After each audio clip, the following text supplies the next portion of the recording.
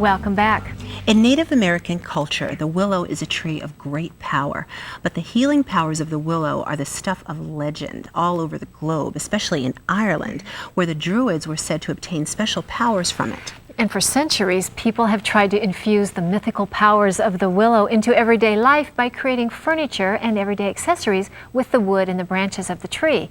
Today, bentwood furniture isn't known for mythical power, but it is very beautiful and as popular as ever, as Joe Zanger from Our Place found out.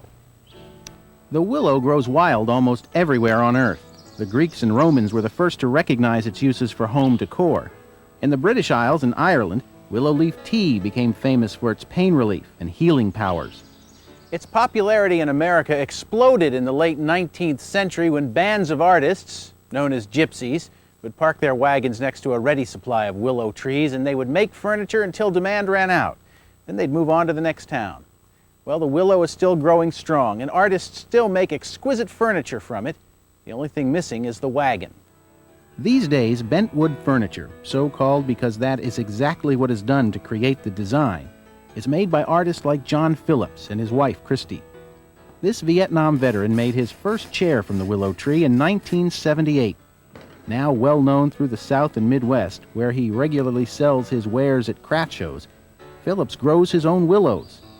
He uses a raised bed behind his gorgeous home, nestled so deep in rural Tennessee that he doesn't even need curtains or blinds for his windows. I did start out in this business over 20 years ago, looking at no one was in the business. I had no competition, and also the money was there to be gotten.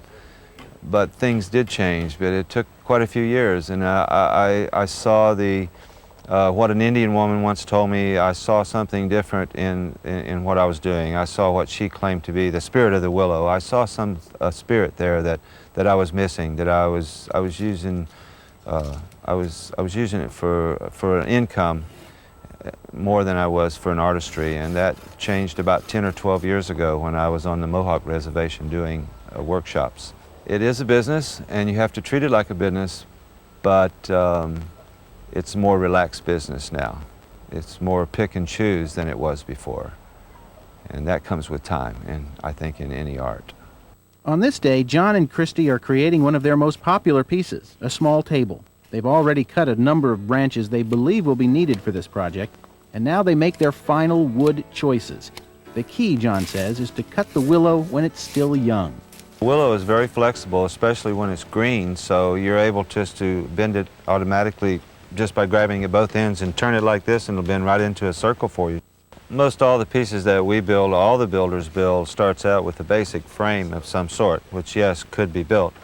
But knowing which pieces to select are cut in the woods and then apply to the table for one. Each piece is kind of laid in at a different angle, and the way you snip the edges back, like the gypsies used to snip them back and leave a sharp angle, and that shows white.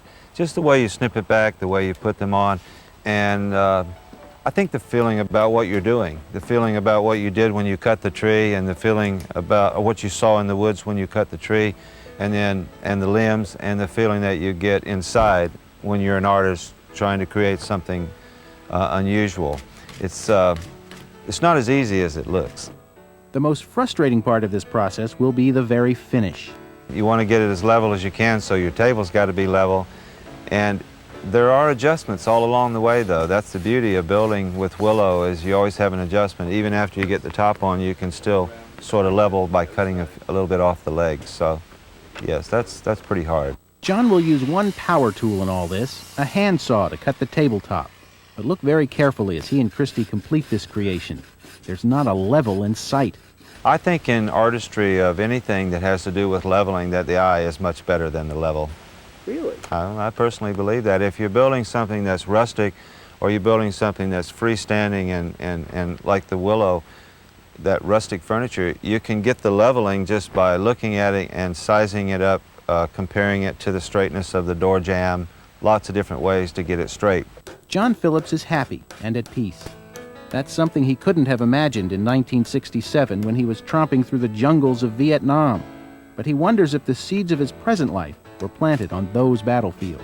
I walked around in rainforests that had been destroyed, and a lot of the tropical rainforests do have willows, they're a more stunted growth willow, but I saw a lot of things destroyed because I was in war zones where everything was destroyed. And I love planting these things. They love to grow, and I think it does have an impact on what I'm doing today. You know, that piece was actually edited to fit TV time, but Joe tells us that even so, it took John and Christy only about 20 minutes to make that table after they had chosen the wood. And you saw some of the older pieces in John's collection, which shows just how durable this kind of furniture is. And we've been inspired to use willow wood to create our own headboard next when we come back to Our Place.